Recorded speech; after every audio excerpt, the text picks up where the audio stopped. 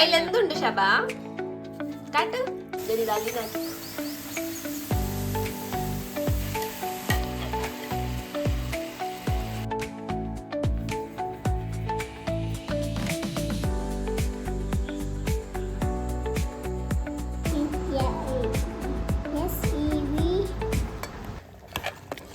Hi hello welcome back to my channel. ಎಲ್ಲರೂ ಹೇಗಿದ್ದೀರಾ? ನಾನಂತೂ ಚೆನ್ನಾಗಿದ್ದೀನಿ, ನೀವೂ ಚೆನ್ನಾಗಿದ್ದೀರಾ ಅಂತಲೇ ಅನ್ಕೋತೀನಿ ಫ್ರೆಂಡ್ಸ್.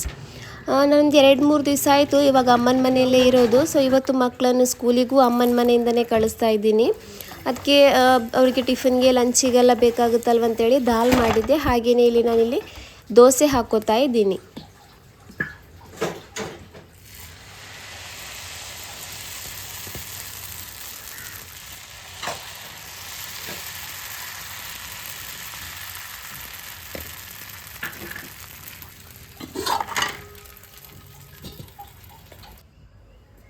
ಇವರಿಬ್ಬರನ್ನ ನೋಡಿ ಇಲ್ಲಿ ಯಾವ ಥರ ಮಾಡ್ತಾ ಇದ್ದಾರೆ ಅಂತೇಳಿ. ಇವಳ ಹತ್ರ ನೀನು ಯಾರು ಅಂತ ಕೇಳಿದರೆ ನಾನು ಪಾಪಾಕಿ ಪರಿ ಅಂತಾಳೆ, ನಮ್ಮ ಅಪ್ಪಂದು ಏಂಜಲ್ ಅಂತ ಹೇಳ್ತಾಳೆ. ಎಲ್ಲ ಹೆಣ್ಮಕ್ಳು ಅದೇ ಥರ ಇರಬೇಕು ಅಂತಲೇ ನಾನು ಅನ್ಕೋತೀನಿ. ಯಾಕೆಂದರೆ ಎಲ್ಲ ಅಪ್ಪಂದ್ರೂ ಅದೇ ಥರ ಹೆಣ್ಮಕ್ಳನ್ನ ಸ್ಪೆಷಲಿಯಾಗಿ ಹೆಣ್ಮಕ್ಳನ್ನ ಆ ಥರ ಅನ್ಕೋಬೇಕು ಅಂತಲೇ ಅನ್ಕೋತೀನಿ.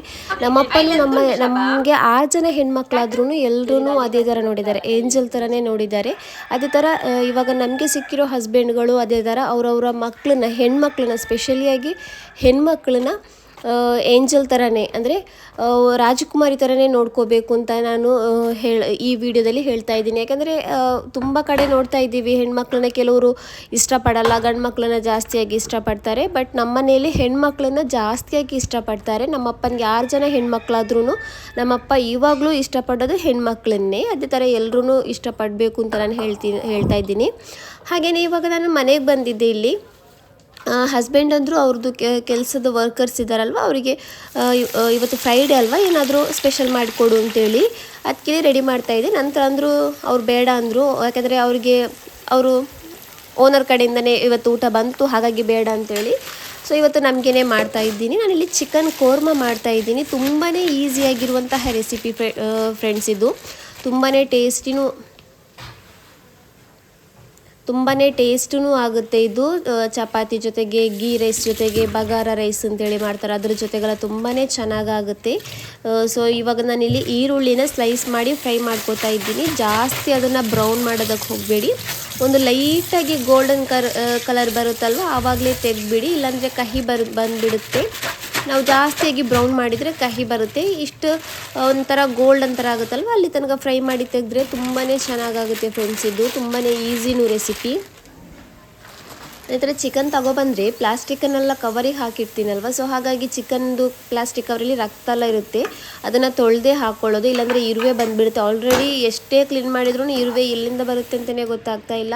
ಅದಕ್ಕೋಸ್ಕರ ಈ ಥರ ಚಿಕನ್ ಕವರ್ಸ್ ಎಲ್ಲ ಇರುತ್ತಲ್ವ ಅದನ್ನೆಲ್ಲ ತೊಳೆದೇ ಹಾಕೋದು. ಕ್ಯಾಂಡಿ ತಿಂದಿರೋ ಪ್ಲಾಸ್ಟಿಕ್ ಕವರ್ ಇರ್ತಲ್ಲ ಅದನ್ನು ಕೂಡ ಹಾಗೆ ನಾನು ತೊಳೆದೇ ಬಿಸಾಕೋದು, ಇಲ್ಲಾಂದರೆ ಇರುವೆ ಬರುತ್ತೆ ಅಂತೇಳಿ. ಇವಾಗ ಈರುಳ್ಳಿ ಚೆನ್ನಾಗಿ ಫ್ರೈ ಆಗಿದೆ. ಇವಾಗ ಅದನ್ನು ತೆಗೆದಿದ್ದೀನಿ. ಇವಾಗ ಚಿಕನ್ ಕ್ಲೀನ್ ಮಾಡ್ಕೋತಾ ಇದ್ದೀನಿ.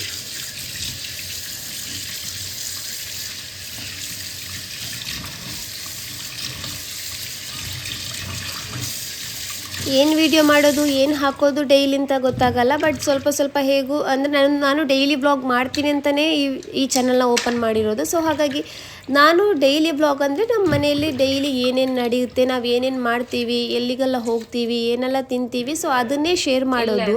ಅದೇ ಥರ ನಾನು ಈ ಬ್ಲಾಗಲ್ಲಿ ಅಂದರೆ ನಾನು ಹಾಕುವಂಥ ಬ್ಲಾಗಲ್ಲಿ ನನ್ನ ಡೈಲಿ ರೂಟೀನು, ನಾನು ಡೈಲಿ ಏನು ಮಾಡ್ತೀನಿ ಎಲ್ಲನೂ ನಿಮ್ಮ ಜೊತೆ ಶೇರ್ ಮಾಡ್ತೀನಿ. ಇದರಲ್ಲಿ ಒಳ್ಳೆಯದಾಗಲಿ ಕೆಟ್ಟದಾಗಲಿ ಅಥವಾ ಏನೇ ಆಗಲಿ, ಖುಷಿದಾಗಲಿ ಸ್ಯಾಡ್ ನ್ಯೂಸ್ ಆಗಲಿ ಏನೇ ಆದ್ರೂ ನಾನು ಈ ಬ್ಲಾಗಲ್ಲಿ ಶೇರ್ ಮಾಡ್ತೀನಿ ಅಂತೇಳಿ ಈ ನನ್ನ ಚಾನಲಲ್ಲಿ.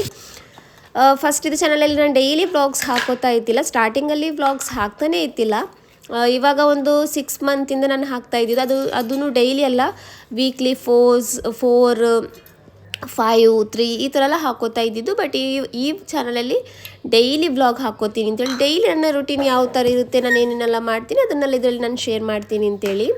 ಹಾಗೆಯೇ ಇಲ್ಲಿ ನಾನು ಫ್ರೈ ಮಾಡಿರುವಂತಹ ಈರುಳ್ಳಿ ಇದೆಯಲ್ವ ಅದಕ್ಕೆ ನಾನಿಲ್ಲಿ ಮೊಸರು ಹಾಕಿ 1 ಕಪ್ಪಷ್ಟು ಮೊಸರು ಹಾಕಿ ಚೆನ್ನಾಗಿ ಪೇಸ್ಟ್ ಮಾಡಿ ಇಟ್ಕೊಂಡಿದ್ದೀನಿ. ಇವಾಗ ಅದೇ ಎಣ್ಣೆ ನಾನು ಯೂಸ್ ಮಾಡ್ತಾ ಇರೋದು, ಬೇರೆ ಎಣ್ಣೆ ಹಾಕ್ತಾ ಇಲ್ಲ. ಅದೇ ಎಣ್ಣೆ ಒಳ್ಳೆ ಫ್ಲೇವರೂ ಬರುತ್ತೆ. ಈರುಳ್ಳಿ ಫ್ರೈ ಮಾಡಿರ್ತೀವಲ್ವ, ಆ ಎಣ್ಣೆಯಿಂದ ಚೆನ್ನಾಗಿ ಫ್ಲೇವರ್ ಬರುತ್ತೆ. ಹಾಗಾಗಿ ಅದೇ ಎಣ್ಣೆನ ಹಾಕೋತಾ ಇದ್ದೀನಿ.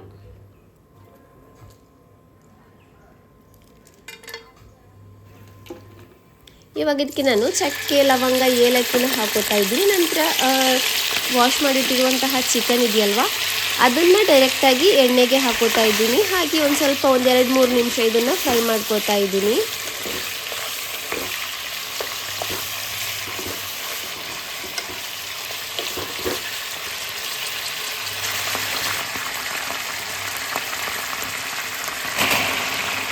ಈಗ ಇದಕ್ಕೆ ನಾನಿಲ್ಲಿ ಸ್ವಲ್ಪ ಉಪ್ಪನ್ನು ಆ್ಯಡ್ ಮಾಡ್ತಾ ಇದ್ದೀನಿ. ಆವಾಗ ಚಿಕನ್ಗೂ ಚೆನ್ನಾಗಿ ಉಪ್ಪು ಎಳ್ಕೊಳ್ಳುತ್ತೆ. ಅದಕ್ಕೋಸ್ಕರ ಇದಕ್ಕೆ ಸ್ವಲ್ಪ ಉಪ್ಪನ್ನು ಆ್ಯಡ್ ಮಾಡ್ತೀನಿ. ಆಮೇಲೆ ಕಮ್ಮಿ ಇದ್ದರೆ ನಾವು ಆಮೇಲೆನೂ ಆ್ಯಡ್ ಮಾಡ್ಬೋದು. ಹಾಗೇನಿಲ್ಲ, ನಾನು 1.5 ಸ್ಪೂನಷ್ಟು ಇಲ್ಲಿ ಶುಂಠಿ ಬೆಳ್ಳುಳ್ಳಿ ಪೇಸ್ಟನ್ನು ಆ್ಯಡ್ ಮಾಡ್ಕೋತಾ ಇದ್ದೀನಿ. ಇದನ್ನು ಹಾಕಿ ಅಲ್ಲಿ ಚೆನ್ನಾಗಿ ಫ್ರೈ ಮಾಡ್ಕೋತಾ ಇದ್ದೀನಿ.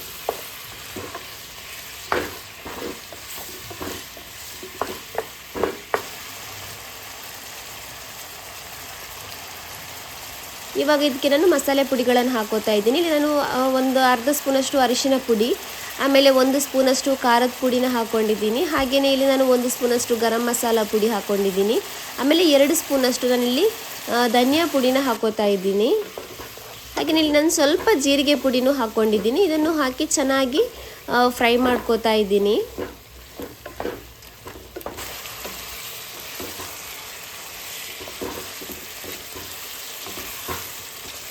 ತುಂಬಾ ಚೆನ್ನಾಗಾಗುತ್ತೆ ಫ್ರೆಂಡ್ಸ್. ಇದು ನೀವು ಒಂದ್ಸಲ ಟ್ರೈ ಮಾಡ್ಕೊಂಡು ನೋಡಿ, ತುಂಬಾ ಟೇಸ್ಟಿ ಆಗುತ್ತೆ. ನಾವು ಎಲ್ಲ ಮಸಾಲೆ ಸಾರುಗಳಿಗೆ, ಎಲ್ಲ ಕರಿಗಳಿಗೆ, ಎಲ್ಲ ಮಸಾಲಗಳಿಗೆ ಹಾಕೋ ಪುಡಿಗಳೆಲ್ಲ ಒಂದೇ ಆಗಿರುತ್ತೆ. ಬಟ್ ನಾವು ಮಾಡೋ ಮೆಥಡಲ್ಲಿ ಅದರದ್ದು ಟೇಸ್ಟ್ ಚೇಂಜ್ ಆಗುತ್ತೆ. ಇದೂ ಅದೇ ಥರ ತುಂಬಾ ಟೇಸ್ಟಿಯಾಗಿ ಬಂದಿತ್ತು. ಇವಾಗ ನಾನು ಇದು ಫ್ರೈ ಆಗಿದೆಯಲ್ವ ಚಿಕನ್, ಇದಕ್ಕೆ ನಾವು ರೆಡಿ ಮಾಡ್ಕೊಂಡಿಟ್ಟಿರುವಂತಹ ಈರುಳ್ಳಿ, ಆಮೇಲೆ ಮೊಸರುದು ಪೇಸ್ಟ್ ಇದೆಯಲ್ವ, ಅದನ್ನು ಹಾಕಿ ಚೆನ್ನಾಗಿ ಮಿಕ್ಸ್ ಮಾಡ್ಕೋತಾ ಇದ್ದೀನಿ. ನಿಮಗೆ ತುಂಬ ತಿಕ್ಕು ಬೇಕಂದರೆ ಇದಕ್ಕೆ ಸ್ವಲ್ಪ ನೀರು ಹಾಕಿದರೆ ಸಾಕು. ಬಟ್ ನಾನಿಲ್ಲಿ ಒಂದು ಸ್ವಲ್ಪ ಜಾಸ್ತಿನೇ ನೀರು ಹಾಕೋತಾ ಇದ್ದೀನಿ.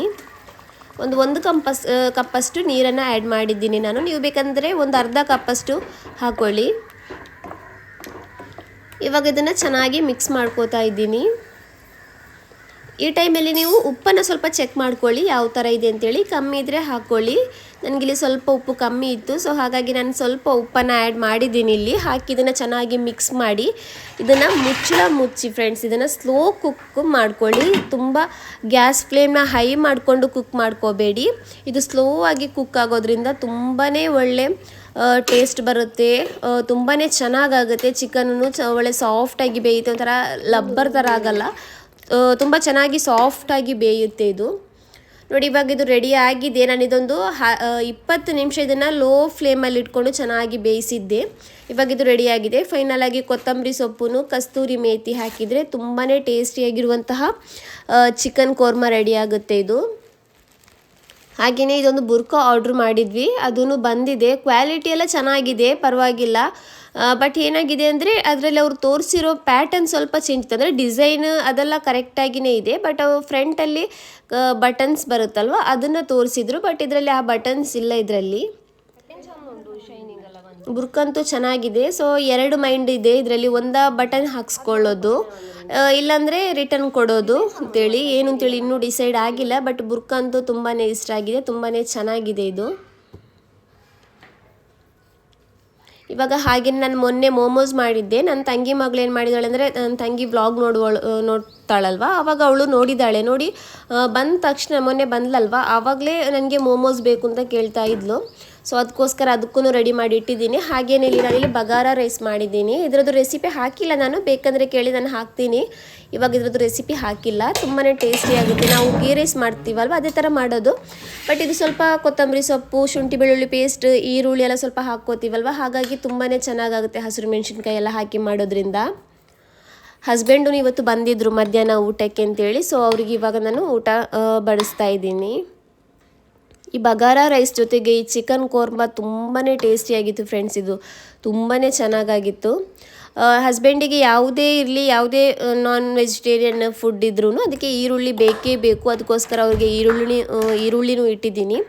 ನಂತರ ಎಲ್ಲ ಅವರು ಹಸ್ಬೆಂಡೆಲ್ಲ ಊಟ ಮಾಡ್ಕೊಂಡು ಹೋದರು. ನಂತರ ಮನೆಯೆಲ್ಲ ಕ್ಲೀನ್ ಮಾಡಿದ ನಂತರ ಇವಾಗ ನಾನು ಮನೆಗೆ ಹೋಗ್ತಾ ಇದ್ದೀನಿ. ಯಾಕೆಂದರೆ ಮಕ್ಕಳದು ಯೂನಿಫಾರ್ಮ್ ಇದೆಯಲ್ವ, ಮದ್ರಸದು ಯೂನಿಫಾರ್ಮ್, ಅದು ಮನೇಲಿ ಬಾಕಿಯಾಗಿದೆ. ನಾನು ಮನೆಯಲ್ಲೇ ಇದ್ನಲ್ಲ, ಹಾಗಾಗಿ ಅಲ್ಲಿಂದನೇ ಮದ್ರಸಕ್ಕೆಲ್ಲ ಹೋಗ್ತಾಯಿದ್ರು. ಅವ್ರದ್ದು ಬ್ಯಾಗ್ ಯೂನಿಫಾರ್ಮ್ ಎಲ್ಲ ಅಲ್ಲೇ ಇದೆ. ಸೊ ಅಲ್ಲಿಂದ ತಗೋಬರೋಣ ಅಂತೇಳಿ ಇವಾಗ ಹೋಗಿ ಬಂದಿದ್ದೀನಿ ಅಮ್ಮನ ಮನೆಗೆ.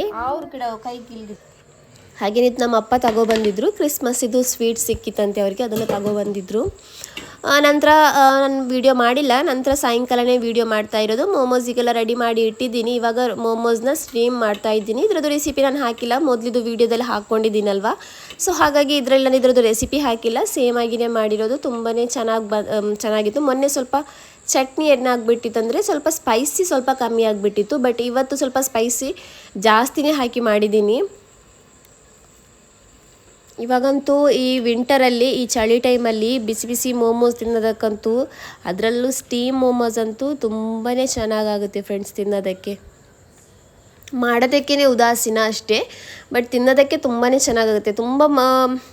ಎಷ್ಟೇ ಮಾಡಿದ್ರೂ ಸಾಕಾಗುತ್ತೆ. ಜನ ಜಾಸ್ತಿ ಇದ್ದಾಗ ಸಾಕಾಗಲ್ಲ, ಕಮ್ಮಿ ಇದ್ದರೆ ಸ್ವಲ್ಪ ಆರಾಮಾಗಿ ಮಾಡ್ಕೋಬೋದು. ಒಳಗಡೆನೂ ತುಂಬಾ ಚೆನ್ನಾಗಿ ಸಾಫ್ಟಾಗಿ ಬೆಂದಿತ್ತು ಚಿಕನ್. ಇವಾಗ ಇದು ಅಮ್ಮನ ಮನೆಗೆ ಕಳಿಸ್ತಾ ಇದ್ದೀನಿ. ಅದೇ ತಂಗಿರಲ್ಲ ಇದ್ದಾರಲ್ವ, ಸೊ ಹಾಗಾಗಿ ಅಮ್ಮನ ಮನೆಗೆ ಕಳಿಸ್ತಾ ಇದ್ದೀನಿ. ಹಾಗೆಯೇ ಮಗಳಿಗೆ ಎಕ್ಸಾಮ್ ಇದೆ, ಅವಳಿಗೂ ಇಲ್ಲಿ ಹೋಮ್ವರ್ಕ್ ಎಲ್ಲ ಮಾಡಿಸ್ತಾ ಇದ್ದೀನಿ.